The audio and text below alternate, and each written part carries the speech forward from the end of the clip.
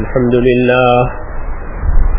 لله نحمده ونستعينه ونستغفره ونؤمن به ونتوكل عليه ونعوذ بالله من شرور أنفسنا ومن سيئات أعمالنا من يهده الله فلا مضل له ومن يضلله فلا هادي له ونشهد أن لا إله إلا الله كثيرا أما بعد فأعوذ بالله من الشيطان الرجيم بسم الله الرحمن الرحيم إن الذين قالوا ربنا الله ثم استقاموا تتنزل عليهم الملائكة ألا تخافوا ولا تحزنوا وابشروا بالجنة التي كنتم توعدون نحن أولياؤكم في الحياة الدنيا وفي الآخرة ولكم فيها ما تشتهي أنفسكم ولكم فيها ما تدعون نزلا من غفور رحيم ومن أحسن قولا ممن دعا إلى الله وعمل صالحا وقال إنني من المسلمين صدق اللہ العظیم۔ میرے پیارے بھائیو، پہلی بات یہ ہے کہ ہم اللہ تعالیٰ کا شکر ادا کریں۔ جی ہاں، یہ پہلی بات ہے۔ ایمان کی ایک صفت ہے شکر ادا کرنا۔ اللہ کا شکر کریں، اس بات پر اللہ کا شکر کریں کہ اللہ تعالیٰ نے دین حق پر ہم کو لگایا۔ یہ دین حق ہے، دین حق پر اللہ نے ہم کو لگا رکھا ہے، اور اس کے لیے، اس دین حق کے لیے کچھ کرنے کی توفیق بھی دے رکھی ہے۔ یہ توفیق ہو رہی ہے، اور وہ توفیق سے ہم چل رہے ہیں۔ اگر اللہ کی توفیق نہ ہو تو آدمی کچھ نہیں کر سکتا۔ ہاں، کچھ نہیں کر سکتا بغیر اللہ کی توفیق کے۔ جہاں فریگر میاری کنت خدا بندہ پرہیزگاری کنت، کہ اللہ تعالیٰ اگر توفیق نہ دے تو بندے کے بس کا تو ہے ہی نہیں، اس کے قابو کی بات نہیں ہے۔ لیکن اللہ تعالیٰ کسی پر اپنا فضل کرتے ہیں تو اس کے لیے حالات کو، اسباب کو موافق کر دیتے ہیں، اور آدمی چلتا رہتا ہے۔ اسے توفیق کہتے ہیں۔ موافقت ہو گئی، حالات موافق ہو گئے، اسباب موافقت ہو گئی، رکاوٹ نکل گئی سامنے سے، اور چلا آدمی منزل کی طرف، مقصد کی طرف، حق کی طرف۔ یہ توفیق ہے، یہ اس کو ہر بار سوچیں کہ اللہ نے ہمیں توفیق دی ہے اور اس کی توفیق سے ہم چل رہے ہیں۔ پھر جتنا شکر ہوگا اتنی پابندی بھی ہوگی۔ پابند ہونا بھی شکر میں شامل ہے۔ پابند ہونا میں شامل ہے، ہاں، کہ شکر کرنے والا پابند رہتا ہے۔ جی ہاں،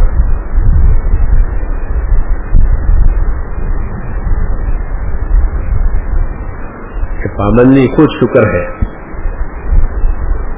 اس طرح لاپرواہی ناشکری ہے کہ آدمی کو وہ پرواہ نہیں ہے، یہ لاپرواہی کہ ناشکری ہے۔ ایسے ہی اپنے آپ کو پابند بناتے چلے جانا، یہ شکر گزاری ہے۔ استقامت اس کو کہتے ہیں۔ شکر گزاری کی ذمہ داری ہے یہ، کہ شکر گزاری میں اپنی ذمہ داری یہ سمجھو کہ ہم پابند رہیں۔ پابند رہنا اس لیے ضروری ہے کہ اللہ نے دنیا کو حالات کا گھر بنایا ہے۔ حالات دنیا میں چلتے رہتے ہیں انسانوں پر، اچھے حالات بھی آتے ہیں، ناگوار حالات بھی آتے ہیں، تندرستی آتی ہے، بیماری آتی ہے، غریبی، مالداری، ہاں نفرت، محبت، یہ سب چیزیں چلتی رہتی ہیں دنیا میں. یہ حالات کہلاتے ہیں. صبح ہوتی ہے، شام ہوتی ہے. ہمارے اپنی ذات پر بھی حالات گزرے ہیں. بچپنا گزرا، یہ بھی ایک حال تھا، وہ ختم ہو گیا. پھر جوانی آئی جو وہ بھی ختم ہو گئی، یہ ختم ہو جائے گی. پھر بڑھاپا آیا، وہ بھی ختم ہو جائے گا. حالات.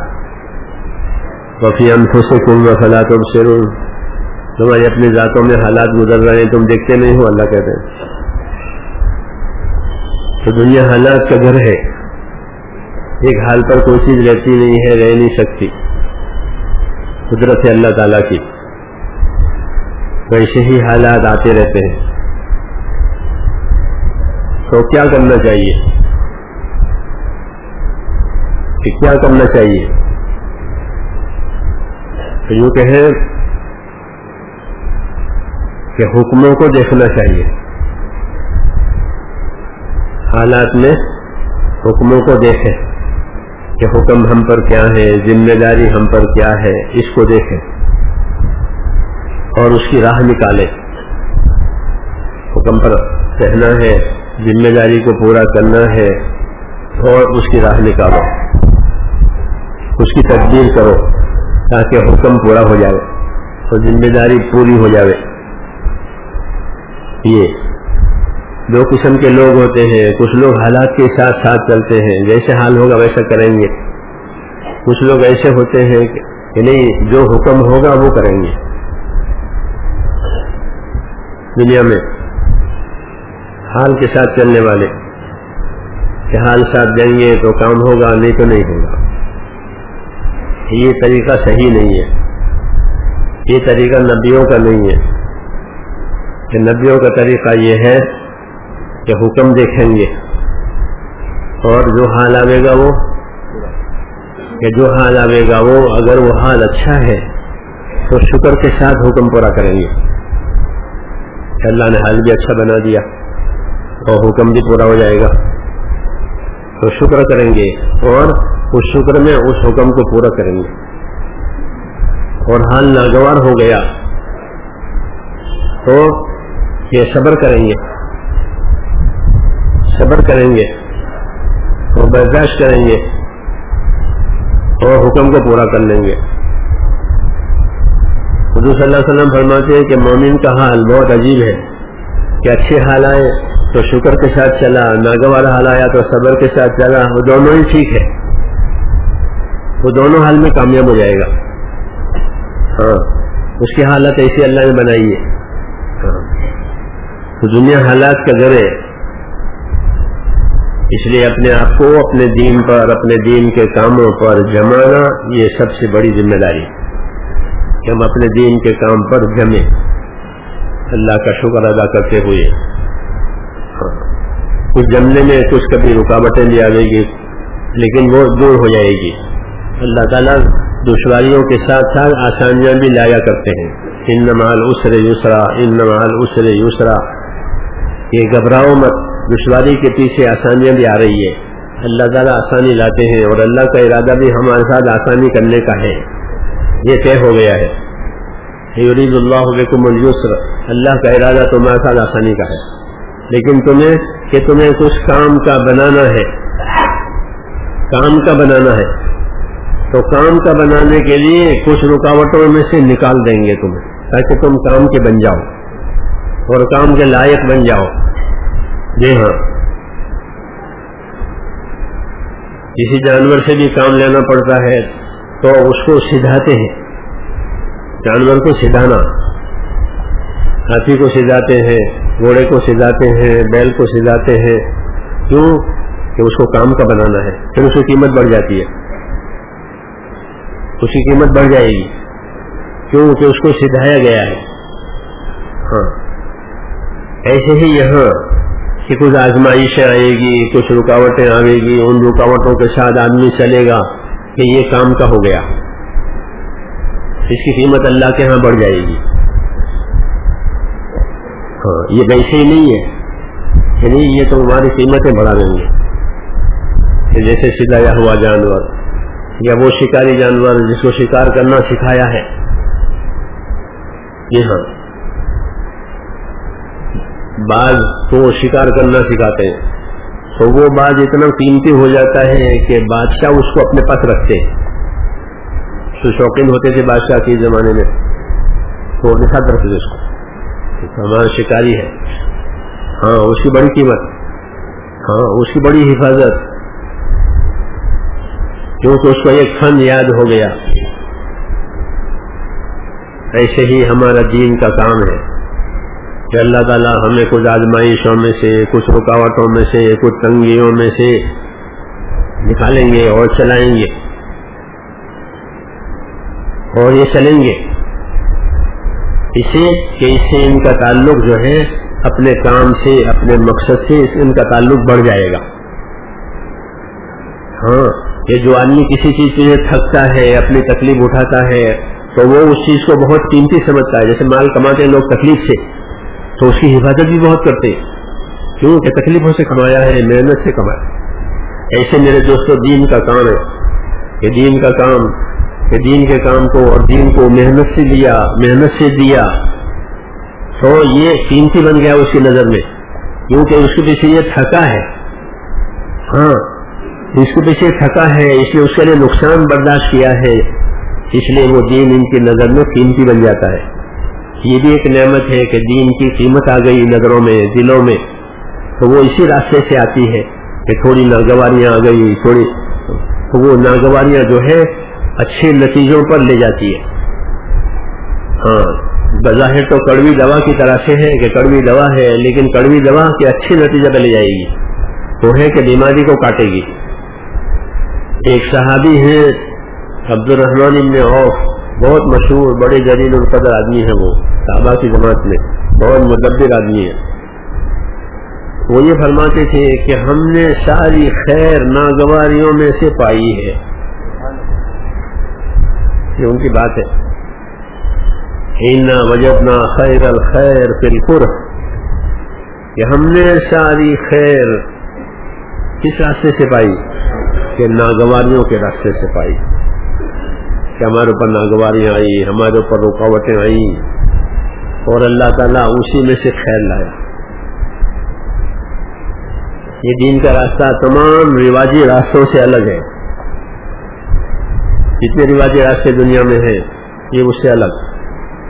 ہاں یہ ناگواریوں سے ملے گا. اس راستے میں ناگواریاں آئے گی، اللہ نے پہلے ہی بتا دیا ہے کہ تم دین کا کام کرو گے تو تمہارے اوپر ناگواریاں آئے گی، تو تم گھبرانا نہیں.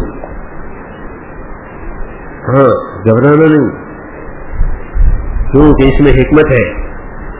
اور اس کی حکمت یہ ہے کہ اس ناگواریوں کے راستے سے ہم تمہاری تربیت کریں گے اور تمہیں اپنے کام کا بنائیں گے. ہاں آدمی اللہ کے کام کا بن جاتا ہے، اوپر سے بھی اور اندر سے بھی. اندر سے بھی جب نقصان برداشت کرے گا اور محنت کرے گا اور کام کرے گا، اندر سے بھی بنے گا. کہ اندر سے بننے کی شکل یہ ہوتی ہے کہ اندر سے کام کی وقار پیدا ہوتی ہے کہ یہ کام، اس کے اندر عظمت پیدا ہوتی ہے، عظمت اپنے کام کی. اور یہ بڑی نعمت ہے کہ اللہ تعالیٰ کام کی عظمت دل میں ڈال دے.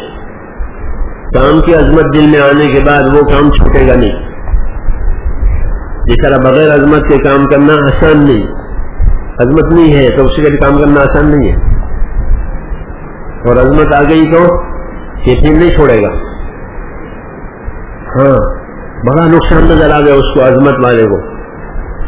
حضرت ابوبکر رضی اللہ تعالیٰ عنہ کے زمانے میں لوگوں نے زکوٰۃ دینا بند کر دیا. زکوٰۃ دیتے تھے، اب نہیں دے رہے کہ حضور صلی اللہ علیہ وسلم کو دینا تھا، اب وہ تو ہے نہیں. یہ مسئلہ انہوں نے کھڑا کیا تو ابوبکر رضی اللہ عنہ پریشان ہو گئے. یہ کیوں پریشان ہو گئے؟ کہنے لگے کہ دین میں نقصان آوے اور میں زندہ رہوں، کیا فائدہ؟ حالانکہ وہ تو زکوٰۃ دیتے تھے، وہ تو نماز بھی پڑھتے تھے، ان کا تو اپنا سہارا تھا. نہیں دیتے تھے وہ نہیں دیتے تھے. لیکن کہ نہیں، جو حکم اللہ کا زمین پر پورا ہو رہا تھا، ادا ہو رہا تھا، وہ کیسے رک گیا؟ اتنی عظمت ہے کہ دین میں نقصان آنے اور میں زندہ رہوں، کوئی فائدہ نہیں میری زندگی کا۔ یہ عظمت کی دلیل ہے کہ اتنی عظمت ہے کہ ایک رکن دینا لوگوں نے بند کر دیا تو اس کو اپنے دین کا اتنا نقصان، اس کو زندگی داؤ میں لگا دی کہ میری زندگی کا فائدہ ہے۔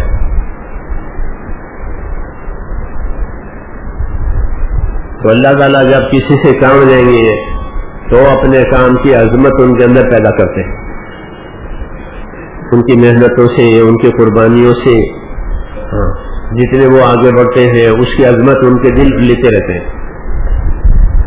اس لیے پھر وہ ان سے چھوٹتی نہیں بات، بلکہ وہ اپنی بات پر اور اپنے دین پر قائم دائم چلتے ہی رہتے ہیں، عظمت آنے کی وجہ سے۔ اسی عظمت کو دلانے کے لیے، اسی یقین کو پیدا کرنے کے لیے کچھ حالات حق تعالیٰ شانہ لاتے ہیں اور ان سے اپنے بندوں کو ان پر سے گزارتے ہیں۔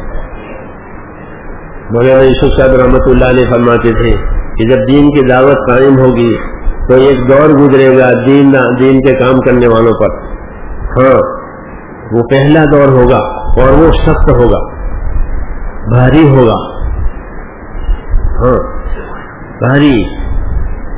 یہ پہلا دور جو ان پر گزرا یہ خالص ان کی تربیت کے لیے ہے، ثقیل اور بھاری ہوتا وہ، یہ ان کی تربیت کے لیے، جیسے صحابہ کو گزرا کہ بھوک بھی آئی، پیاس بھی آئی، کپڑوں کی تنگی، ہر چیز کی تنگی، کوئی حال ساتھ نہیں دے رہا، دشمنی بھی ہو رہی ہے، ہر طرف یہ حال گزرا۔ گناہ کیا کہ کوئی گناہ نہیں کیا تھا، یہ کام کر رہے تھے بس، ان کا کیا گناہ؟ تو فرماتے جب دین کی دعوت قائم ہوگی تو ایک دور آئے گا، پہلا یہ تربیت کا دور، کہ اس دور سے اللہ انہیں گزاریں گے، اس میں وہ کام کے بن جائیں گے۔ یہ دور سخت ہوگا، نفسوں پر بھاری ہوتا ہے، نفسوں پر بھاری، اس لیے نفس پرست لوگ نہیں آئیں گے، نفس پرست وہ نہیں آئیں گے کیونکہ یہ ان کو بھاری لگتا ہے، ان کے لیے وہ نہیں آئیں گے، وہ دور رہیں گے اس سے۔ اور غریب لوگ، سیدھے سادے لوگ یہ اس کو اپنائیں گے، یہ اپناتے اور یہ برداشت کر لیتے اور یہ کام کے بن جاتے۔ یہ تو ہمیں ایک دور آئے گا، یہ تربیت کا دور، اس لیے اللہ تعالیٰ ان کا یقین بنائیں گے اور انہیں اللہ تعالیٰ پر اپنا اعتماد قائم ہونے کی راہیں کھولیں گے کہ ان کو اپنے اللہ پر اعتماد ہوگا، اپنے اللہ سے ان کو اچھا گمان قائم ہوگا۔ یہ اسی کا اثر ہے تربیت کا، کہ اس تربیت میں ان کے دلوں میں اللہ تعالیٰ سے اچھا گمان، کیونکہ جو اللہ کا کام کرے وہ اللہ سے اچھا گمان رکھے، نا امید نہ بنے اور پست ہمت نہ بنے، جی ہاں پیچھے نہ ہٹے، بلکہ اپنے اللہ سے اچھا گمان، حدیث میں ہے کہ اپنے پروردگار سے اچھا گمان رکھو۔ جابر بن عبداللہ فرماتے تھے کہ مجھ سے رسول صلی اللہ علیہ وسلم نے اپنی وفات سے 3 دن پہلے یہ بات فرمائی تھی، دیکھو جابر تمہاری موت اس حال میں آوے کہ تمہارا گمان اپنے پروردگار سے اچھا ہو، کہ میرا خدا ہے، وہ میری مدد کرنے والا ہے، میرا کام بنانے والا ہے، میری ضرورتیں پوری کرنے والا ہے، جو دین کا کام کرے، کیونکہ دین کا صرف اللہ مددگار ہے اور کوئی مددگار نہیں ہے۔ دین ایسا ہوتا ہے جیسے غریب اردو کا غریب نہیں، عربی کا غریب، اردو کا غریب تو وہ جس میں پیسے ہو، تو اردو کا غریب، اردو میں غریب اس کو کرتے ہیں، غریب آدمی ہے نا، پیسے نہیں ہے۔ اور عربی کا غریب، کہ عربی کا غریب وہ ہے کہ باہر کا ہے، کوئی پہچانتا نہیں ہے، کوئی جانتا نہیں ہے، اس کا کوئی تعلق نہیں ہے، کوئی پردیسی ہے، کوئی جان پہچان نہیں، کوئی شاخ سنا کچھ نہیں، غریب اجنبی، یہ عربی کا غریب. تو دین جو ہوتا ہے نا وہ دنیا میں وہ کیسا ہوتا ہے کہ عربی کا غریب، یعنی اس کو کوئی پہچانتا نہیں، کوئی مٹھی ڈالتا نہیں اس کو. ہاں ہر ایک اپنی راحت چاہتے ہیں، دین میں راحت کم ہوتی ہے، یہ بھاری پڑتا ہے نفس کو. تو دین ہوتا ہے غریب، پردیسی کی طرح سے اجنبی، اس کو کوئی نہ پہچانے، وہ اپنی کوئی ضرورت رکھے تو لوگ دھیان نہیں دیتے، تو اس کو پہچانتا نہیں. ایسے دین آتا ہے بے کسی دین کے ساتھ ہوتی ہے، کوئی پوچھنے والا نہیں ہے. اس حال میں دین آتا ہے، اس لیے اس پر چلنا، اس کو چلانا اور دین کے کام کرنا بہت بھاری، اس لیے ان کے اعمال بھی قیامت میں بہت بھاری نکلیں گے. ہاں کیونکہ انہوں نے بہت وزن اٹھایا ہے، یہاں ان پر بہت بوجھ پڑا ہے، یہ اعمال ان کے کہ بہت بھاری اتریں گے اور یہ خوش ہو جائیں گے. ہاں کہ وزن ہے. اس لیے حضور صلی اللہ علیہ وسلم فرماتے تھے کہ میرے صحابہ ایک مد چھوٹا سا پیمانہ ہوتا ہے سونا، میرے صحابہ اتنی خیرات کرے تو تم لوگ پہاڑ کے برابر بھی سونا خرچ کرو گے، ان کے برابر نہیں پہنچ سکتے. ان کے ایک پیمانہ صدقے کا اتنا وزن ہے. ہاں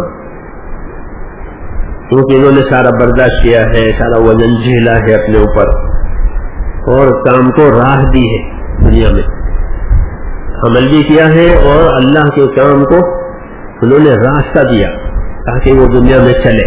جیسے سڑکیں بناتے ہیں، پل بناتے ہیں دنیا میں تاکہ لوگ چلے، بڑا کام ہے راستہ بنانا. تو جو لوگ دین کا کام کر کے اس کے لیے راستہ بناتے ہیں کہ ان کے ہاں، ان کا اللہ کے ہاں بڑا وزن ہے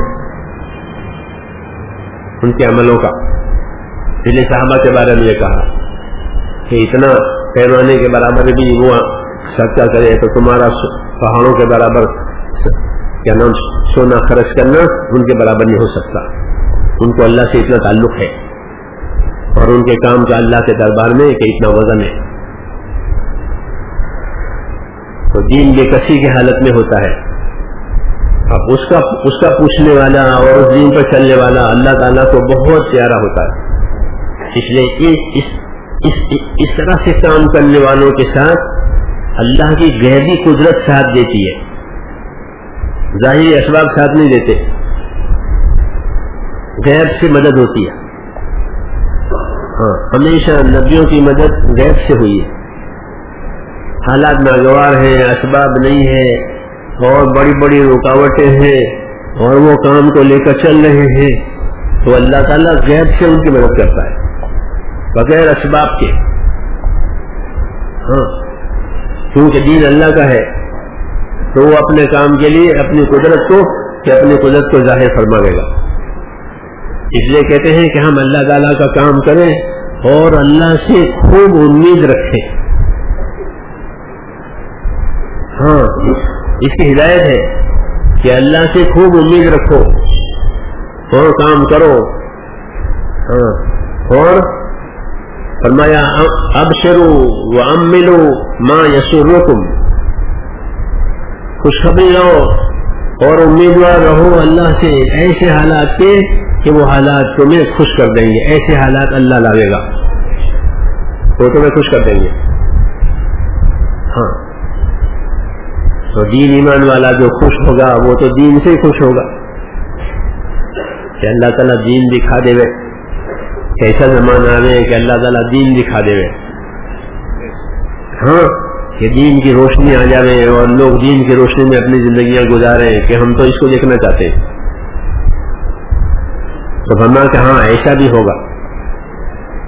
اب شروع بشارت لو اور امیدوار رہو اللہ تعالیٰ سے ایسے حالات کے جو تمہیں خوش کر دیں گے. حدیث شریف میں تو یہ حالات کا گھر ہے دنیا.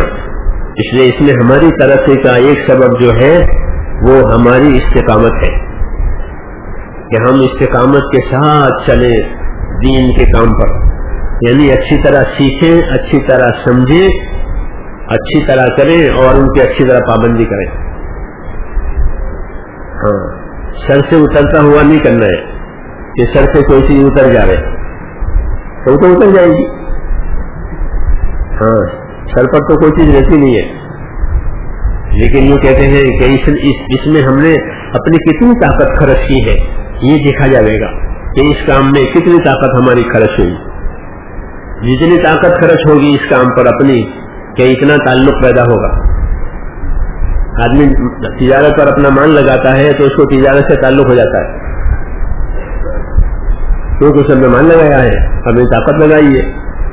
تو دین پر اپنی طاقت لگائیں گے جان مال کی تو دین سے تعلق پیدا ہوگا اور یہ تعلق آدمی کو آگے بڑھاوے گا. اس لیے ہماری ترقی کا ایک سبب جو ہے وہ اپنی استقامت اور پابندی ہے.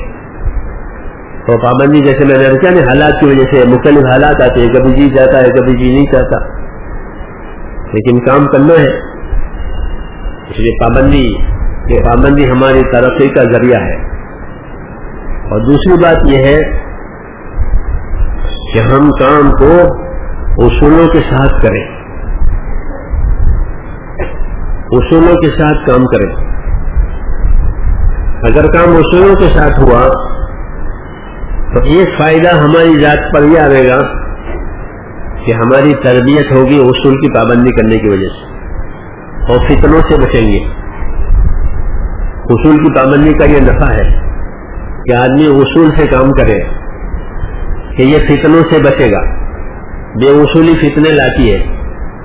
جیسے آدمی بدپرہیزی کرے، بدپرہیزی اپنے کھانے میں پینے میں، تو اس کی تندرستی خطرے میں پڑے گی کیونکہ یہ بدپرہیز ہے. ایسے ہی کام میں بے اصولی ہوئی کہ اب کام بگڑے گا. جی ہاں، اب بگڑے گا یہ، کیونکہ اس ساتھ بے اصولی ہوئی ہے. کسی بھی چیز کے ساتھ بے اصولی کرو تو بگاڑ اس میں ضرور آئے گا. کسی مشین کو کے ساتھ بے اصولی کرو، بے اصولی سے چلاؤ تو مشین بگڑ جائے. ایسے کام ہے یہ. اس کام کی ترقی کا دوسرا سبب جو ہے وہ ہمارے اصولوں کی پابندی ہے کہ ہم اپنے آپ کو اس کام میں اصولوں کا پابند کریں. دیکھو دو باتیں ہیں، ایک تو اصول کی وجہ سے کسی پر اعتراض کرنا، یہ تو جائز نہیں ہے کہ اصولوں کی وجہ سے کسی پر اعتراض کرو. ہم اعتراض نہیں کرتے کسی پر کہ تم یوں کرتے ہو، یوں کہتے ہو، اس کو اعتراض کہتے ہیں کہ تم کہتے یوں ہو کرتے یوں ہو. سمجھ میں آئی نا بات؟ اس کو کہتے ہیں اعتراض. یہ ہمارے ہاں نہیں ہے کہ ہم اعتراض نہیں کریں گے کسی پر، کیونکہ اعتراض سے دل پھٹتے. جب دل پھٹ گیا تو بات کہاں رہے گی. جی ہاں، اس لیے ہم کسی پر اعتراض نہیں کریں گے. ہمارا کام جو ہے وہ ترغیب سے چلنے کا ہے. ترغیب نبیوں کا کام ہے کہ نبیوں کا کام ترغیب سے چلتا ہے. اللہ تعالیٰ ان کو مبشر اور منذر بنا کر بھیجتے ہیں، یعنی بشارتیں سنانے والے، وعیدیں سنانے والے، یہ بنا کر بھیجتے ہیں کہ بشارتیں سناؤ کہ صحیح کام ہوگا تو اللہ یہ دیں گے اور یہ دیں گے اور یہ دیں گے. کہ اتنی بشارتیں سنانے کہ آدمی کھڑا ہو جائے. ہاں، پورے یقین کے ساتھ کہ دیکھو اللہ تمہیں یہ دے گا. حضور صلی اللہ علیہ وسلم ایسا کرتے تھے کہ بولو آج کے رات چوکیداری کون کرے گا؟ جو آج کے رات چوکیداری کرے گا میں اس کے لیے ایسی دعا مانگوں گا کہ اس دعا کی فضیلت اس کو مل کے رہے گی. بولو کون تیار ہے؟ اور کون تیار نہیں ہوگا؟ زبردستی کی بات نہیں ہے، کسی سے اگر زبردستی نہیں، کسی پر ناراضگی نہیں کہ یہ نہیں کرتا یہ نہیں کرتا، کچھ نہیں. یہ طریقہ کہ میں اس کے لیے آج کی رات ایسی دعا مانگوں گا کہ اس دعا کی فضیلت اس کو مل کے رہے گی. گارنٹی، تو آدمی تیار ہو جاتا ہے کہ ہاں میں کر لوں گا اس کو. ایک آدمی تیار ہوا، پھر دوسرا آدمی تیار ہوا. کیوں؟ یہ دعا لینی ہے، اور دعا بھی ایسی جو قبول ہو کے رہے گی. تو اب کیا چاہیے؟ تو یہ ہمارا کام ہے کہ ہم تو مسلمانوں کو اللہ کے کام کی ترغیب دیں، ان کو نفع بتانے دنیا کا بھی اور آخرت کا بھی، کہ اس میں یہ نفع ہے اور یہ نفع ہے اور یہ نفع ہے. یہ ہمارا اصول ہے. ہم نہیں کریں گے اعتراض کسی پر. جو کرے گا اپنے لیے کرے گا. ہاں، تیسرے کا ہمارا نہیں ہے اعتراض کرنے کا، اور نہ اسے عمل زندہ ہوتا ہے. اعتراض کرنے سے عمل زندہ نہیں ہوتا، بلکہ دل پھٹ جاتے. تو میں نے کہا اصولوں کی پابندی کرنا، اور اصول پابندی کا راستہ یہ ہے کہ ہر ساتھی اپنے آپ کو اصول کا پابند بنا لے اور آسانی اور رعایت دوسرے کے لیے چھوڑ دے.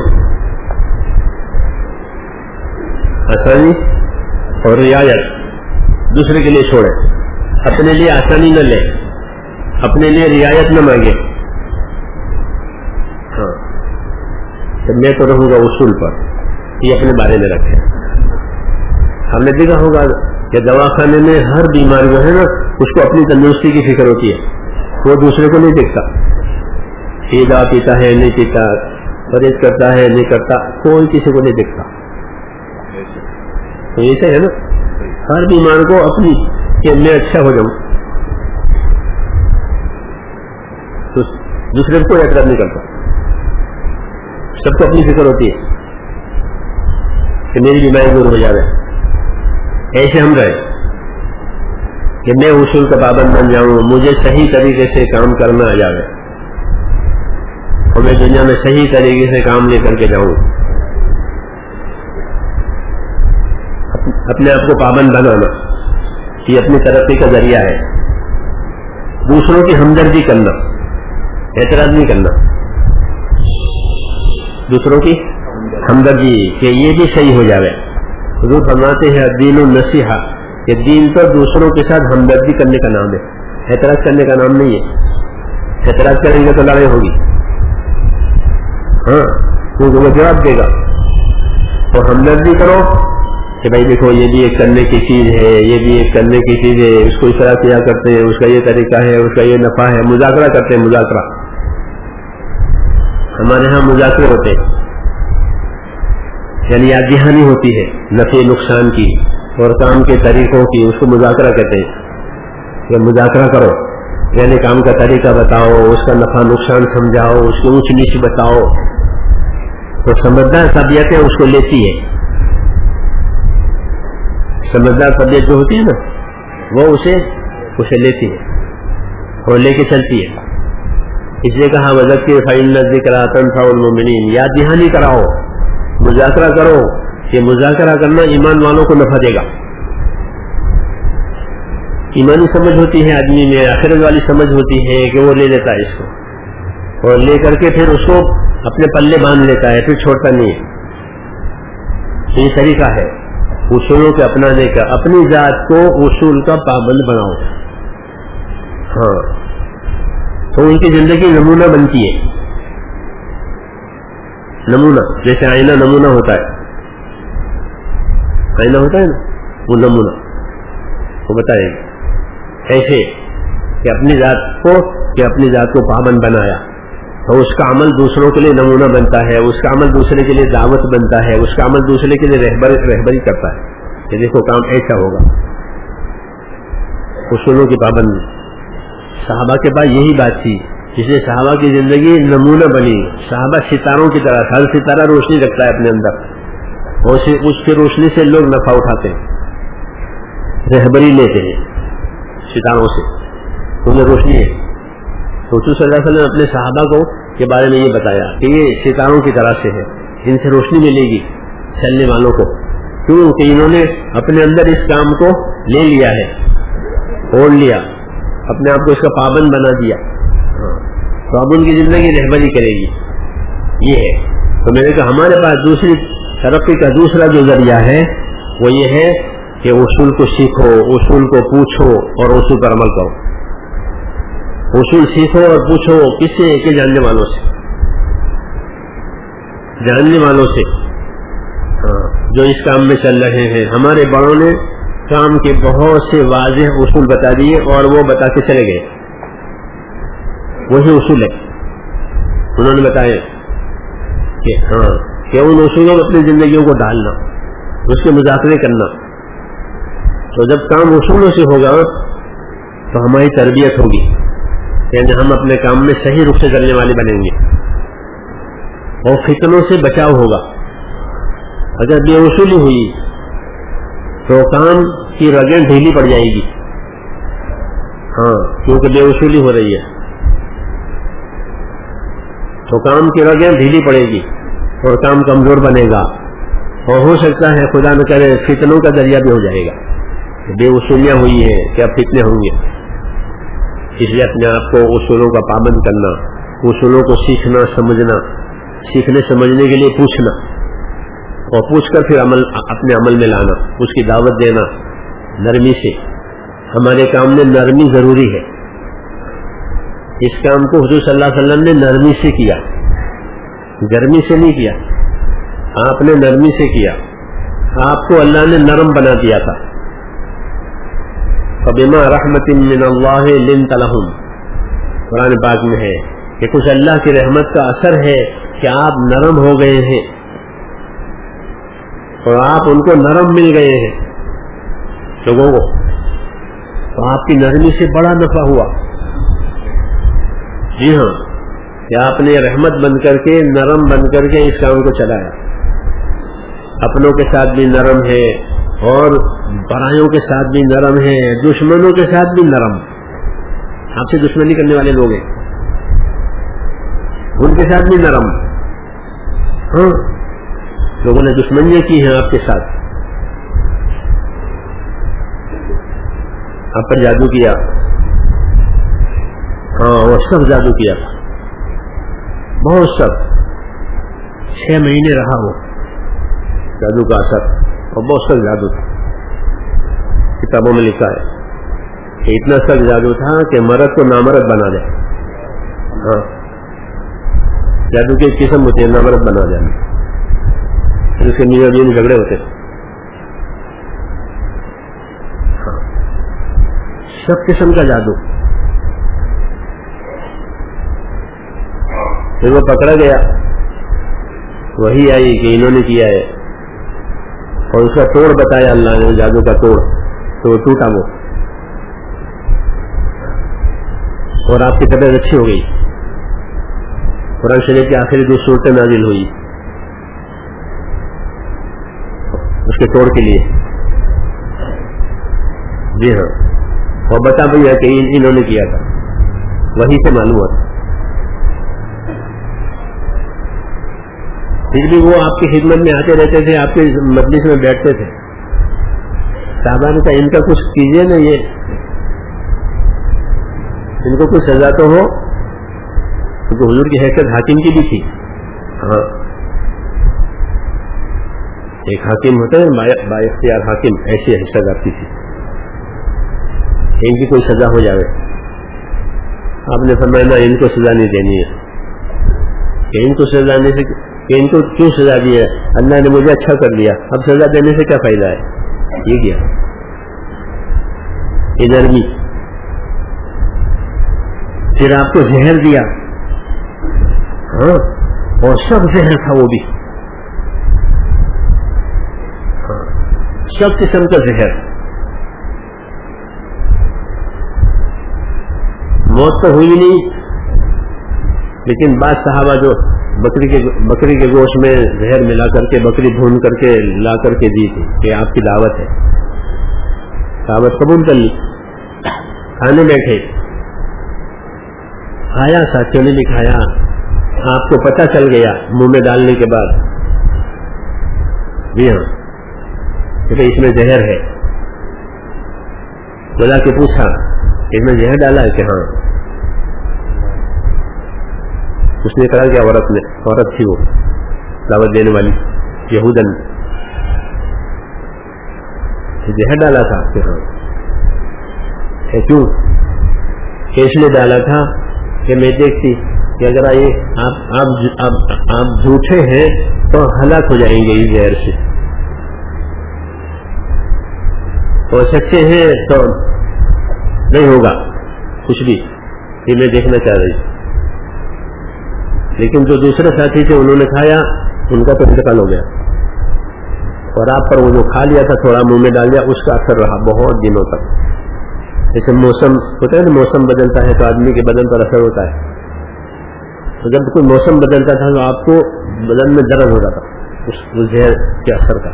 ام سلمہ کہیں یا رسول اللہ یہ زہر جو ہے ہر موسم میں آپ کو پریشان کرتا ہے. اللہ تعالیٰ کی لکھی ہوئی ایک بات تھی، کوئی بات نہیں، اللہ نے لکھا تھا. یہ نرمی کی مثال ہے. یہ زہر دینے والے، جادو کرنے والے کیا ان کے ساتھ بھی ہمارے کام میں یہ ہے کہ نرمی سے چلو، نرمی سے لوگوں کو چلاؤ. جی ہاں، کہ نرمی کرنے سے ذہن بھی صاف رہتے ہیں اور سینے بھی صاف رہتے ہیں، دل بھی صاف رہتے. تو اصول پر آنا ہے، اصولوں پر اپنے آپ کو چلانا ہے اور نرمی سے اس کو آگے بڑھانا. ہاں. اور تیسری بات یہ ہے کہ ہم اپنے آپ کو سراپا اطاعت بنائیں، اطاعت سے چلیں. اسلام کی روح ہے اطاعت. مذہب کہ مذہب کی روح کیا؟ کہ مذہب کی روح اطاعت. اطاعت نہ کرے تو مذہب ہے لیکن بے روح. دین کی روح وہ کیا؟ اطاعت، مان کے چلنا. تو ہم اپنے آپ کو سراپا اطاعت بنائیں. حضرت علی بہت ڈراتے تھے لوگوں کو کہ اطاعت کرو ورنہ یہود نصارہ تمہارے اوپر سوار ہو جائیں گے. ٹھیک ہے، اللہ رسول کی اطاعت کرو. اللہ رسول کی اطاعت نہیں کرو گے کہ تم پر یہود نصارہ سوار ہو جائیں گے.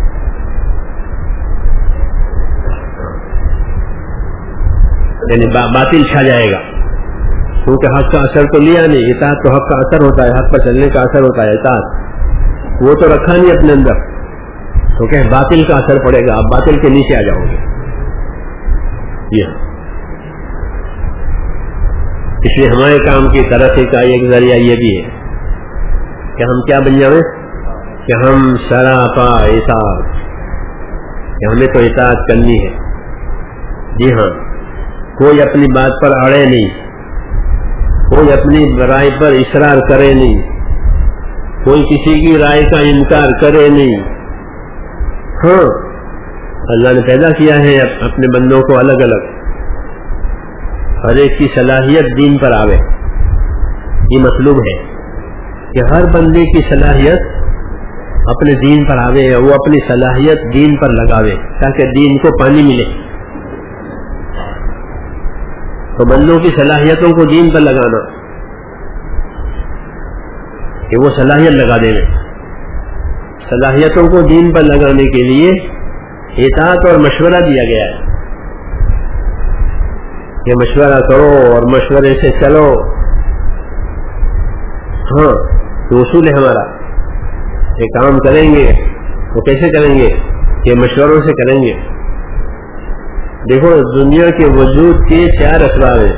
یہ دنیا جو اللہ نے رچائی ہے نا، آگ ہے، پانی ہے، ہوا ہے اور مٹی، یہ 4 اس سے دنیا کا وجود ہے. اس کو عناصر اربع کہتے ہیں. 4 عنصر، آگ بھی ضروری، پانی بھی ضروری، ہوا بھی ضروری اور خاک بھی ضروری. جی ہاں، یہ 4 مل کے دنیا کا وجود چل رہی ہے دنیا. کیونکہ ہماری اجتماعیت کے لیے اور اجتماعی دینی زندگی کے لیے 3 عناصر ہیں. 3 حدیثوں میں یہ 3 عناصر، کہ 3 عناصر کون سے؟ حدیث شریف میں ہے کہ اذا كان امراؤكم خياركم واغنياؤكم اشقياؤكم وامركم شورى بينكم فظهر الارض خير لكم من بطنها.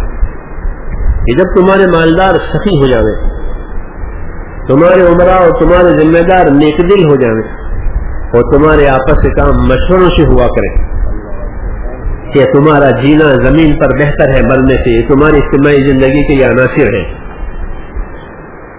ترمذی شریف کی حدیث ہے کہ تین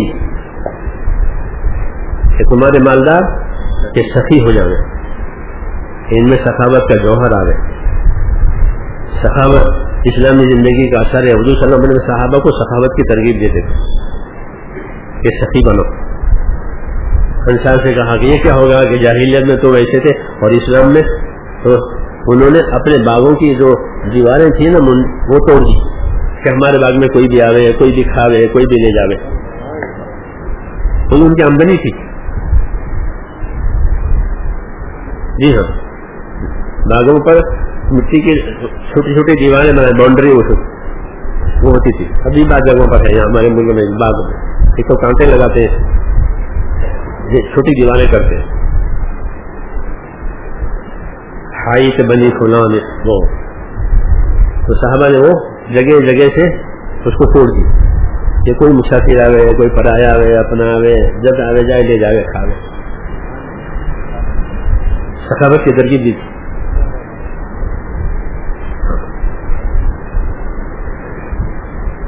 ہماری اجتماعی زندگی بہتر ہے، ہمارا جینا بنے بہتر، اس کے عنصر یہ تین کہ تمہارے مالدار کہ سخی بن جاویں، دوسروں کی ضرورت پوری کر کے خوش ہو جاویں. سخی دوسروں کی ضرورت پوری کر کے خوش ہوتا ہے، ہاں اس کو بوجھ نہیں ہوتا. ہاں اور پھر مومن ہے تو کیا کہنا، ہاں کہ وہ تو خوش بھی ہوگا اور شکر بھی کرے گا کہ اللہ تو نے فضل کیا کہ ایک آدمی کی ضرورت میرے ہاتھ سے پوری ہو گئی. اللہ کتنا راضی ہوگا. ہاں کہ کسی بندے کی ضرورت میرے ہاتھ سے پوری ہو گئی، میرے مال سے پوری ہو گئی، ہاں وہ تو شکر بھی کرے گا. تو سخاوت کی ترغیب تھی حضور کی طرف سے، سخی بنو اپنے مال میں، اور ڈرو مت، اللہ تمہیں اور دے گا. تو میں نے کہا ہماری اجتماعی زندگی، ہمارا زمین پر جینا، جیسے عالم کا وجود ان چاروں پر، ایسے ہمارا وجود کہ ان تین پر ہے کہ اگر یہ تین ہیں تو تمہارا زمین پر جینا بہتر ہے، تمہاری زندگی قیمتی ہے، قابل ہے. یہ تو اس کے تین عنصر بتائے کہ تمہارے مالدار سخی بن جاویں، اور تمہارے ذمہ دار کہ نیک دل بن جاویں. ہاں جس کو جس کام کا ذمہ دار بنے وہ نیک دل رہے، امانت دار رہے اپنے کام میں، کہ مجھے تو اللہ پوچھے گا، کوئی پوچھے نہ پوچھے. ہاں اللہ کی چیک پوسٹ بہت بڑی ہے، ویسے کوئی گزر نہیں سکتا. جی ہاں تو مجھے تو اللہ پوچھے گا. سمجھ میں آئی نا بات. تو تمہارے عمراء نیک دل ہو جائیں، اور تمہارے آپس کے کام، ہاں سب کا ایک ہی کام ہے. امر کا لفظ ہے، امور نہیں ہے، امور نہیں ہے، امر. امرہم شورا بینہم کہ ان کے کام آپس کے مشوروں سے ہوا کرے. ہاں کہ پھر ان کی زندگی قیمتی ہے، ان کا وجود بہتر ہے زمین کے اوپر، نہیں تو ان کے وجود کی کوئی قیمت نہیں ہے. کہ ان کے مالدار بخیل ہو گئے، ان کے ذمہ دار جو ہیں وہ ان میں شر آ گیا، اور ان کے کام ان کے عورتوں کے حوالے ہو گئے، کہ پھر تمہارا مرنا ہی بہتر ہے، زندگی کوئی قیمتی نہیں ہے. تو ہماری اجتماعیت کی خیر خوبی ان عناصر پر ہے، ان تین باتوں پر ہے. تو وہ 1/3 حصہ ہوا مشورہ، 1/3 خیریت کا، تین مل کے ان میں سے 1/3 تو ہمارا مشورہ ہے. نہیں ہاں تو اس کا اہتمام ہو کہ ہم اپنے کاموں کو کہ مشوروں سے چلاؤ، مشوروں سے کرو. اللہ نے امت میں بہت صلاحیت رکھی ہے، بہت، یہ امت ہے یہ بہت صلاحیت ہے. نکما کوئی نہیں پیدا کیا اللہ نے. حضور فرماتے ہیں میں نہیں کہتا، فرمایا الناس معادن کمعادن الذهب والفضة، کہ لوگ اپنی جگہ ایسے قیمتی ہیں جیسے سونے اور چاندی کی کانیں ہوتی ہیں. زمین میں سونا نکلتا ہے، قیمتی دھاتیں نکلتی ہیں، وہ جگہ قیمتی ہو گئی کیونکہ میں سونا آ رہا ہے، اندر سے چاندی آ رہی ہے. ایسے لوگ ہیں کہ ان کی ذاتوں میں اللہ نے بڑی بڑی صلاحیتیں رکھی ہیں. جی ہاں، وہ صلاحیتیں دین پر آوے، وہ اپنی صلاحیتوں سے دین کو پانی پہنچاوے. ہاں، دین کی ذمہ داریوں کو اوڑھے کہ میرا دین ہے. جی ہاں، جو دعوت کی محنت ہے نا وہ ان صلاحیتوں کو اکٹھا کرے گی. جیسے پانی آسمان سے برستا ہے تو زمین کی صلاحیت ظاہر ہوتی ہے. یہ ادرک کی زمین ہے اور یہ زعفران کی زمین ہے، زعفران بھی اگتا ہے، ادرک بھی اگتا ہے، قیمتی چیزیں ہیں، مگر پانی ضروری ہے. پانی نہیں ہو تو کچھ نہیں. ایسے ہی دین کی دعوت ہوتی ہے کہ دین کی دعوت سے یہ صلاحیتیں دین پر آوے گی. مختلف صلاحیتیں ہیں، ان صلاحیتوں کو حق پر لانا ہے. اس کے لیے دعوت ہے، اور دعوت کی ترقی کے لیے ان کا آپس کا مشورہ. تو مشورے سے ان صلاحیتوں کو جوڑیں گے اور مشورے سے ان صلاحیتوں کو کام پر لگائیں گے. اس لیے کہا وَأَمْرُهُمْ شُورَىٰ بَيْنَهُمْ، کہ ان کے کام آپس کے مشوروں سے طے ہوتے ہیں. یہ بڑی خیر کا ذریعہ ہے. یہ تو ہمارے کام کی ترقی ہے اس میں کہ مشورہ ہوا، اطاعت ہوئی، کہ اب کام کو ترقی ہوگی. اطاعت تو جب مذہب کی روح ہے. اگر اطاعت نہیں ہے تو وہ مذہب بے روح ہو گیا، مذہب والے خود نہیں چل رہے. اس لیے اپنے اندر اطاعت پیدا کرنا، تابعداری پیدا کرنا، اللہ کی، اللہ کے رسول کی، اپنے ذمہ داروں کی. یہ 3 درجے ہیں اطاعت کے دین میں، کہ اللہ کی مانو، اللہ کے نبی کی مانو، اپنے ذمہ داروں کی مانو. ہر جگہ کے ذمہ دار ہوتے ہیں. باپ ذمہ دار ہوتا ہے بیٹوں کا، تو بیٹے باپ کی مانیں گے. ہاں، اسے بغاوت نہیں کر سکتے. ایسا ہر جگہ کے ذمہ دار کہ ہم اس کی مانیں گے، اس کی مخالفت نہیں کریں گے. پھر سکون آئے گا. دین کے کام میں بھی یہ جو دین کے ذمہ دار ہیں، کہ دین کے ذمہ داروں کی بھی بات مانی جائے گی، کیونکہ اللہ رسول کی بات ماننے کے لیے یہ پہلی سیڑھی ہے. پہلی سیڑھی اپنے ذمہ داروں کی مانو.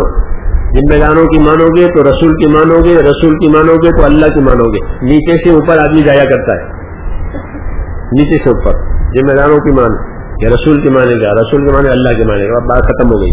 اللہ سے بڑا کوئی نہیں.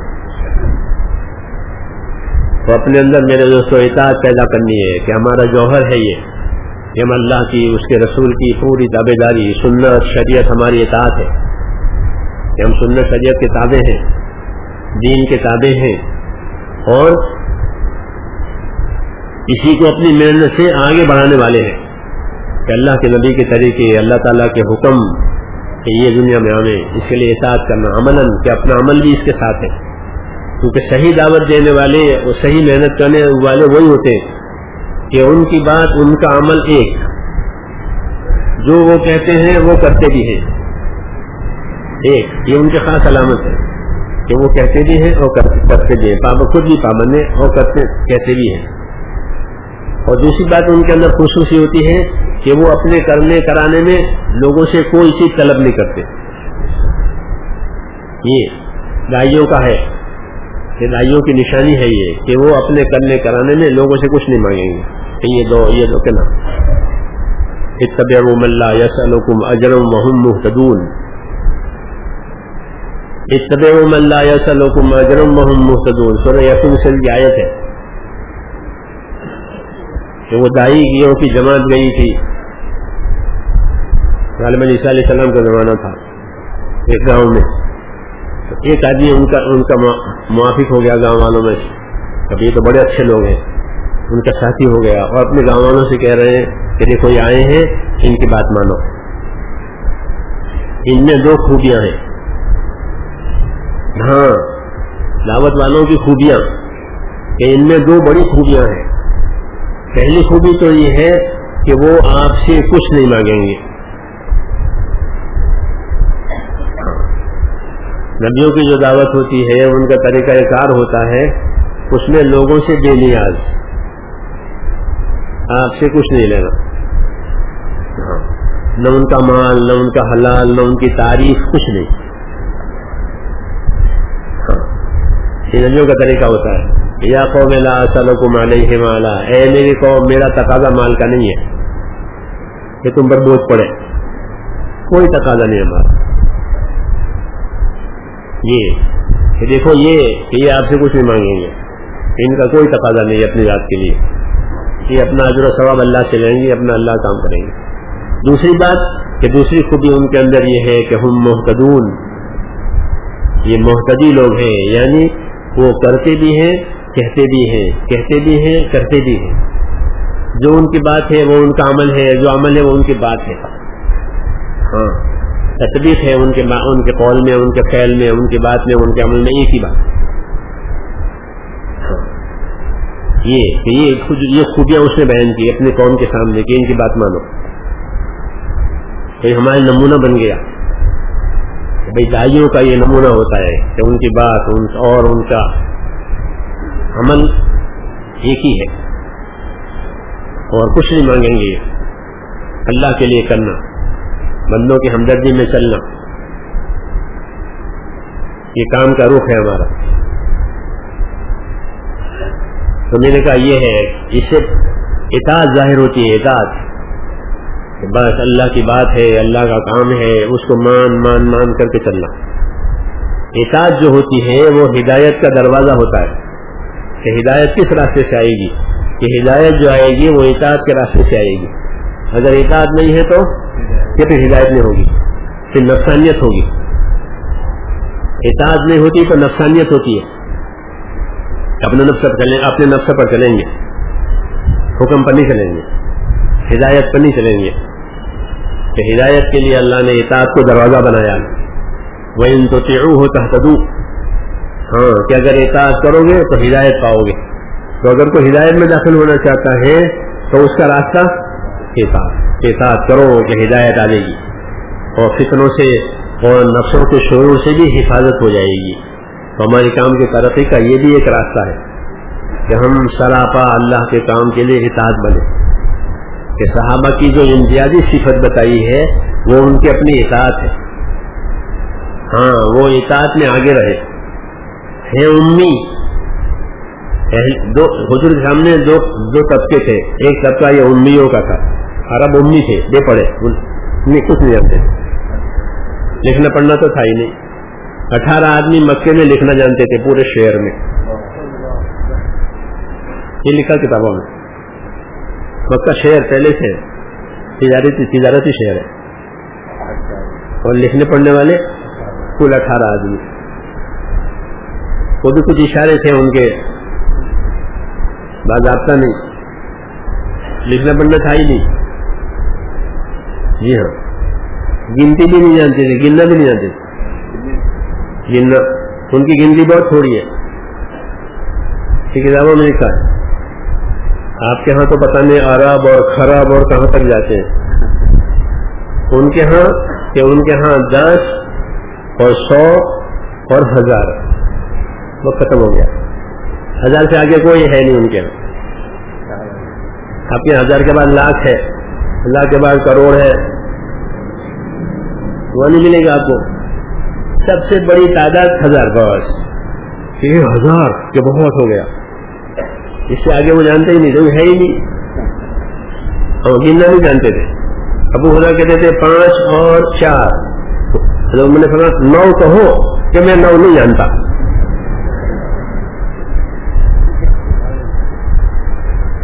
اور لاکھوں حدیثیں یاد ہیں ابو خدا کو، اور 5 اور 9 بتاویں. 5 اور 4 یہ کتنا آ کے 5 اور 4. اس لیے عرب کو امی کہتے ہیں، بے پڑے ہیں. جی ہاں، اصلی حالت پر ہے، باہر کا کوئی اثر نہیں ہے. امی اصلی حالت پر ہے. ہاں یہ امی یہ پڑھے ہیں. اور ایک طبقہ تھا اہل کتاب کا آپ کے سامنے. اہل کتاب یعنی یہود نصارہ، ان کے پاس اپنی کتاب ہے اور اپنے مدرسے ہیں، ہاں اپنی درس گاہیں ہیں، پڑھتے پڑھاتے تھے. وہ اہل کتاب کہلائے، یہ امی کہلائے. اہل کتاب کا بڑا قصور یہ کہ انہوں نے اطاعت ہی نہیں کی، لعنت آئی ان پر. ہاں کیونکہ وہ نبی کو جانتے تھے کہ یہ سچا نبی تو یہی ہے، سچی کتاب تو یہی ہے، کیونکہ ان کی کتاب میں لکھا ہے. اسی کتاب کو پڑھتے ہیں، وہ پڑھاتے ہیں اپنے بچوں کو بھی. بیت المدارس ایک درسگاہ تھی مدینے میں، اس میں پڑھنے پڑھانے کا انتظام تھا ان کا. یہ پڑھتے تھے، پڑھاتے تھے. فائدہ خود نہیں ہوا. کیوں نہیں ہوا؟ اطاعت نہیں ہوئی. رسول کو رسول جان کر اس کے ساتھ کفر کیا. اور یہ امی، مگر ان کے اندر اتنی اطاعت کے بس، اطاعت کے سوا کوئی چیز ہی نہیں. یہ جوہر ہے خاص اسلام کی روح. اطاعت آ گئی اتنی بڑی، اور اطاعت بھی محبت سے اطاعت، بوجھ بن کے نہیں کہ چلو بھائی اب کرنا ہی پڑے گا کیا کریں، ایسا نہیں. محبت سے اور عظمت سے اطاعت کرتے تھے. اس کا نمونہ کہ ابن مسعود جو دروازے سے داخل ہوئے مسجد نبوی میں، حضور ممبر پر ہیں، ممبر سے فرمایا بیٹھ جائیے، مجمع سے فرمایا بیٹھ جائیے، تو ابن مسعود وہیں بیٹھ گئے دروازے کے پاس. کہ کیوں؟ کہ بیٹھ جانے کا حکم آئے گا، اب آگے نہیں چل سکتا کہ وہاں جا کے بیٹھوں وہاں جا کے بیٹھوں. کہ بیٹھ جائیے، کہ وہیں بیٹھ گئے. حکم یہ حضور صلی اللہ علیہ وسلم دیکھا کہ ہاں دروازے پر بیٹھ گیا، سمجھدار آدمی ہے، دروازے میں بیٹھ گیا تو آگے بلا لیا خود ہی کہ آگے آ جاؤ. اطاعت محبت سے اور عظمت سے. اس لیے اللہ کو ان کی اطاعت بہت پسند آئی. جی ہاں، یہ جوہر ہے ہمارا، ہمارے کام کا، دینی محنت کا، کہ دینی محنت کا بڑا جوہر، بڑا نفع کہ مزاج میں اطاعت آ گئی کہ اب جو حکم ہوگا وہ کریں گے، ادھر ادھر نہیں جائیں گے. حکم ہے اللہ کا کہ پورا کریں گے، اطاعت کریں گے.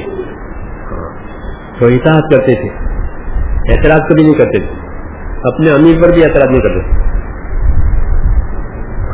اس کی اطاعت کریں گے.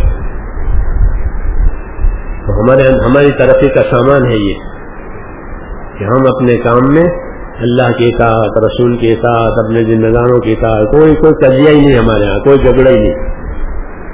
ماننے کی بات ہے کہ اطاعت کریں گے، اور تو کہنے کی بات ہے تو اپنی رائے دے دیں گے. ایسا بھی کبھی کہنا بھی پڑتا ہے، جیسے امام کو لقمہ دینا پڑتا ہے. امام کی اقتدا تو کریں گے لیکن اس کو کبھی لقمہ دینا پڑتا ہے. رکعت میں غلطی ہو گئی، آیت میں غلطی ہو گئی، ہو جاتا ہے. تو کیا کریں گے کہ رائے دیں گے. تو ایسے ہم رائے دیں گے، کوئی کام کی رخ بتانا ہے کہ یہ ہونا چاہیے، یہ ہونا چاہیے، یہ بہتر ہے، یہ اچھا ہے. تو کیا اپنی رائے دو، اپنی رائے بھی دو اور اطاعت بھی کرو. اطاعت کو اور مشورے کو جمع کرو، اطاعت کو مشوروں کو جمع کرو. یہ بات تو ماننی ہے لیکن کوئی بات ضروری ہے تو وہ بتانی بھی ہے، اس کو کہتے ہیں رائے دو. صحابہ حضور صلی اللہ علیہ وسلم کو رائے دیتے تھے، یا رسول اللہ یوں ہونا چاہیے، یا رسول اللہ یوں ہونا چاہیے.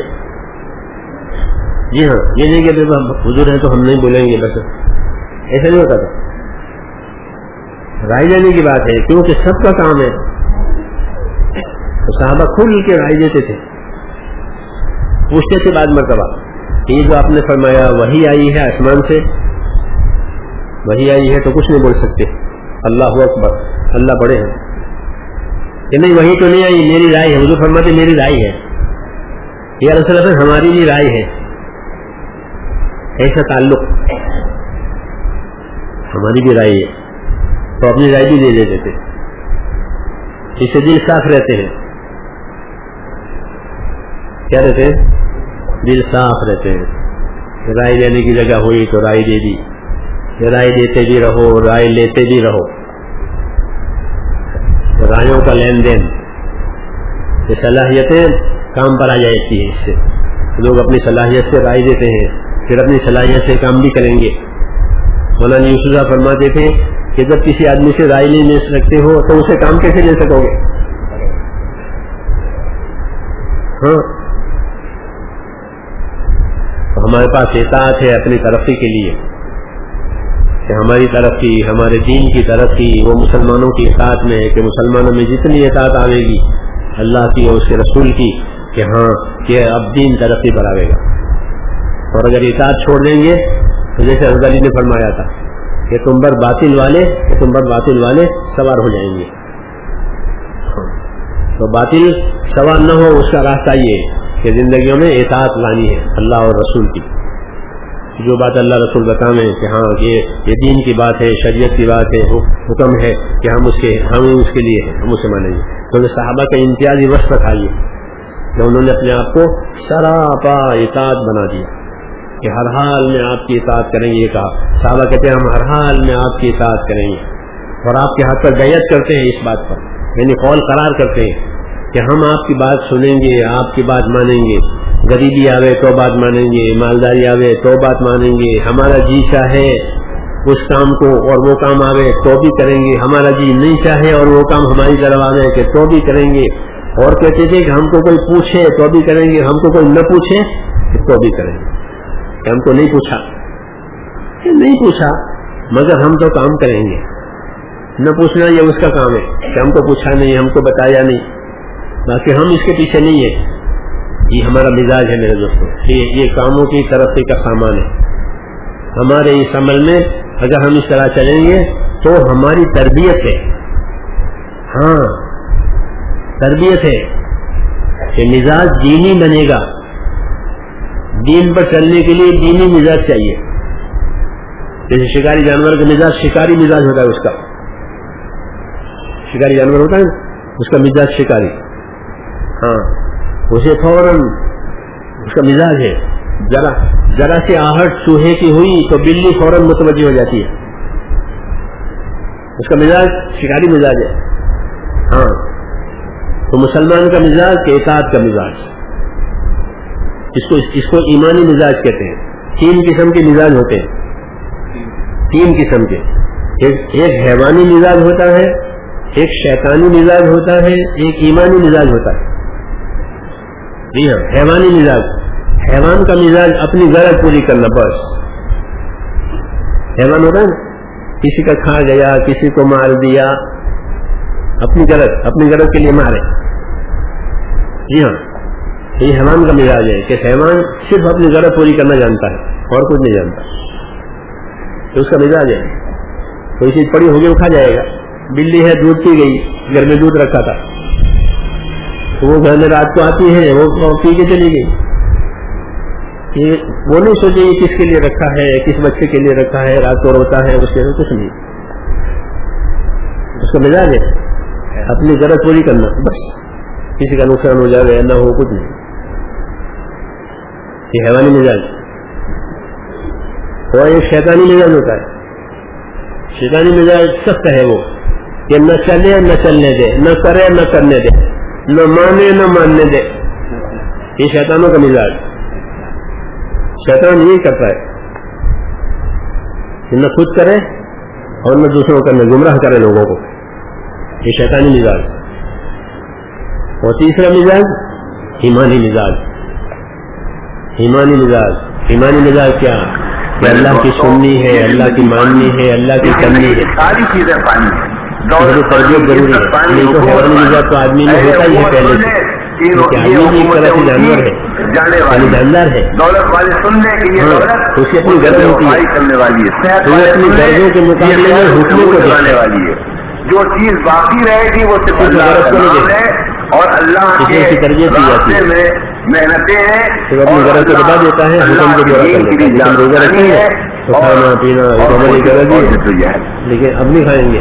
اب جب حکم ہوگا تب کھائیں گے. بڑا غنیمت ہے جو عبادتوں میں تربیت ہے، نمازوں میں، روزوں میں، زکاتوں میں، ہدایت تبلیغ کا اول تو اپنے اندر اور پھر اس کے لیے تمہارے انعام میں دنیا میں اور آخرت میں تم کو جنت عطا فرمائے. اور اگر تم نے ایسا نہیں کیا یاد رکھو کہ تم اس ملک میں نہیں دیتا. لیکن میں آج سیاسی آدمی ہے اس روشنی میں جو اللہ تبارک و تعالیٰ نے ہر مسلمان کو عطا فرمائی, اس روشنی میں یہ کہہ رہا ہوں کہ اس ملک میں تمہارا دین کے لیے خلوص کے ساتھ کام اور جب وہ حالت پیدا ہوگی اس وقت میں تمہاری دکانیں محفوظ رہیں گی, تمہارے کارخانے محفوظ رہیں گے. یاد رکھو حفاظت کا ذریعہ صرف یہ ہے کہ وہ دین کے لیے اور دین کو اتنا طاقتور بنائے کہ پھر اللہ تعالیٰ اس قوم کو اس قوم کی حفاظت اپنی طرف سے فرمائے اور نصرت خدا کی طرف سے ہو اور 18 سال کا حساب باقی یہاں اس ملک میں برما میں جس میں ہم ابھی چند دن سے آئے ہوئے ہیں یہاں جو سب سے بڑی عقل مندی کا کام ہے اور جو سب سے زیادہ ایمان نظام حکم پر چلا ہے وہ یہ ہے اس لیے نبی ایمان لے کر ایمان کی دعوت لے کر آتا ہے, ایمان کی علم لے کر آتے ہیں. سب سے بڑی حکمت یہی ہے تاکہ لوگ جہالت میں سے نکلے, اپنے نظام میں سے نکلے اور اللہ رسول کی مان کے اس ملک میں ایک مرتبہ 10 برس 20 برس 10 برس 20 برس یہاں اسلام کو پھیلانا ہے اور یہاں مسلمانوں کی قائم کرنی ہے. اب یہ کوئی مطلب نہیں ہے حکومت کرنی ہوتی ہے کتنی بڑھ جاتی وما ارسلنا من رسول الا ليطاع باذن الله. ہو گیا تو پھر اگر تم نے اپنے دین کی فکر خود کبھی کوئی رسول اللہ نے بھیجا تو سمجھیے کہ وہ اللہ کے کہنے سے اطاعت قائم کرا اور اس کے لیے ہاتھ پاؤں نہ مارے تمہاری کوئی مدد نہیں کرے اور تمہیں کہیں سے مدد نہیں سمجھ میں آئی نا بات. ابھی ہمارا کام جانبدار ہے غیر متعلق ہے یہ کام انسانوں کے لیے اتنا ضروری ہے ضروری, لیکن جب یہ مدد ہو جائے گی تو پھر تمہارے دین کے بغیر کوئی کامیاب نہیں. تمہارے دین کی صلی اللہ علیہ وسلم آپ کی تعلیمات یہ سب انسانوں کے لیے کا فرض عائد ہوتا ہے, ہمارے علاوہ کسی پر اس کا فرض سب مر جائے, سب ہلاک ہو جائے. اس لیے اس کے سب یہ وقت کا فریضہ پانی کھول کر کے سب کو لیکن کچھ لوگوں کو اس کی طلب ہے, کچھ کو طلب نہیں ہے. تمہارا رہنا بغیر اسلام کے بے طلبوں میں طلب پیدا کراؤ. اس وقت سب سے بڑی عقل مندی اور سب سے بڑی اسلام کو پھیلانے کے لیے اور اسلام میں اپنے دین میں مضبوط کرنے کے لیے نہیں تو اس کی زندگی مردہ اور پکا مسلمان بنانے کے لیے اللہ کو ذکر کرنے والا مردہ اللہ کو ذکر کرنے والا کام میں لگ جاؤ. اللہ کا ذکر کرے وہ زندہ, اپنے کچھ اللہ کا ذکر نہ کرے وہ مردہ. اللہ کے ذکر سے مراد اللہ کی اطاعت پکا اور سچا زبان کا ذکر نہیں ہے کہ اس بڑے سے بڑا زلزلہ اللہ کی اطاعت کرنے والا زندہ نہیں تو مردہ ہے, کوئی فائدہ نہیں اس کی زندگی اس کو اپنی جگہ ملانا ہے. نبیوں کی دعوت سے یہ صرف زندہ ہوتی ہے لوگوں نے اللہ کی اطاعت کرنی ہوتی ہے. جاؤ پھیل جاؤ, یہ زندہ ہے, ان کی زندگی قیمتی ہو جائے گی. پیغام پہنچاؤ, طلبوں میں کام کریں, کلمے کا اعلان کرو, خوب توحید کا اعلان کرو, جانتے نہیں ہے خبر نہیں ہے بیان کرو. اسلامی تحریر چاہیے اور باقی رکھنے چاہیے. صرف اور ان کو دنیا میں بے کسی کی زندگی گزارتے ہیں, غریب ہے, بے روزگار ہے, کچھ نہیں ہے, دین بھی نہیں ہے, دنیا بھی نہیں ہے, ایسے مسلمان ہیں کہ ان میں کام کرو. ہاں یہ بہت ترقی ہوگی ان کی بھی اور آپ کی بھی, کیونکہ یہ اصل ہے کہ بے طلبوں میں اس کو چلانا تاکہ ان میں اللہ کے اطاعت. نبی ایسے ہی لوگوں میں بھیج جاتے تھے جو ان کی سنتے بھی نہیں تھے, ان کے مانتے بھی نہیں تھے, استقبال نہیں کرتے تھے لوگ, بلکہ مخالفت کر ان میں کام کرتے تھے. پھر اللہ کی مدد آتی تھی. ایسے آج بھی ہے میرے دوستوں, اللہ تعالیٰ کا یہ کام کرے ایسے لوگوں میں. مولانا اللہ صاحب کی آخری باتیں تھی یہ کہ ایسے مسلمان جو اپنے روزی روزگار میں بھی کمزور ہیں, ان کے پاس روزی روزگار بھی نہیں ہے اور ان کے پاس دین بھی نہیں ہے, کہ اس میں کام کرو. جی ہاں, کیونکہ یہ کفر سے قریب ہے, نکل جائیں گے باہر. مخلص ہونے کی وجہ سے، غریب ہونے کی وجہ سے، جاہل ہونے کی وجہ سے دین چھوڑ دیتے ہیں، اپنا دین چھوڑ کے نکل گئے. یہ کنارے پر ہے ایک دم. الحمدللہ اس کام سے ایسے پانی پہنچتا ہے سب جگہ، اور ان کا دین ایمان محفوظ ہو جاتا ہے، بچ جاتا ہے، وہ دین پر آ جاتے ہیں. یہ بڑا نفع ہے، تو امت کا دین حفاظت میں آ جاتا ہے. اس لیے ہم کام کریں اور ایسے لوگوں میں کام کریں کہ اس میں ہمارے بگڑنے کا بھی خطرہ نہیں ہے، ان کے بننا یقینی ہے ہمارا، اور ہم بگاڑ سے بچ جائیں گے. استقبال میں آدمی بعد میں بگڑ بھی جاتے ہیں، استقبال میں بعد میں بگڑ جاتے ہیں. یہاں نہیں بگڑیں گے، اپنا مال لگائیں گے، اپنا وقت لگائیں گے، اپنی محنت لگائیں گے اور امت میں کام کریں گے اور امت کو دین ملے گا. یہ بڑی نیابت ہے رسول صلی اللہ علیہ وسلم کی. اس لیے اطاعت کے ساتھ اور قربانیوں کے ساتھ اس کام کو کرنا ہے. جی ہاں، میں نے تو عربوں سے بھی یہی کہا بھی گیا تھا، میں نے کہا تم ایسی جگہ ایسے علاقے تلاش کرو کہ جہاں لوگ مفلس ہیں اور جاہل ہیں، 5 نماز نہیں جانتے، 5 کام کیا، 5 نماز نہیں جانتے، 5 نمازیں نہیں ہیں. نئی جگہ تلاش کرو اور ایسے کام کرو تاکہ ان کا دین ایمان کہ محفوظ ہو جائے. اللہ کا غضب اٹھ جائے گا، کیونکہ جب اللہ کے فرض زندہ ہو جائیں گے زمین پر تو اللہ کا غضب اٹھ جائے گا. جی ہاں، یہ ہے اور ہمدردی بھی ہے یہ امت کے ساتھ کہ ان کا دین ایمان محفوظ ہو جاوے اور وہ دین ایمان پر قائم ہو جاوے، پھر اللہ انہیں ایمان کی برکتیں دکھائے گا. جی ہاں، دین آئے گا نا تو دین کی برکتوں کے ساتھ آئے گا. دین آتا ہے تو اپنی برکتوں کے ساتھ آتا ہے، دین نہیں ہوتا برکتیں بھی اٹھ جاتی ہے. اس لیے کام کرنا ہے اور قربانیوں کے ساتھ کام کرنا ہے اور شکر کے ساتھ کہ اللہ نے مجھے چلایا ہے، اللہ مجھے چلا رہا ہے. کوئی اللہ پر احسان نہیں ہے، ہم پر احسان ہے. ہم پر احسان ہے کہ اللہ مجھے چلا رہا ہے، کیونکہ دل اللہ کے قبضے میں ہے. تو دل کو اللہ تعالیٰ دین پر قائم رکھے اور چلا لے. اس کے لیے کہ کام بھی کرو اور شکر بھی کرو، کام بھی کرو اور شکر بھی کرو، تو اللہ تعالیٰ آگے بڑھاوے گا اور اپنی توفیق اور بڑھا دے گا. اور ہم اللہ تعالیٰ کی توفیق سے ہی چل رہے ہیں، یاد رکھو. جی ہاں، کوئی اپنے کمال سے نہیں چل رہا ہے.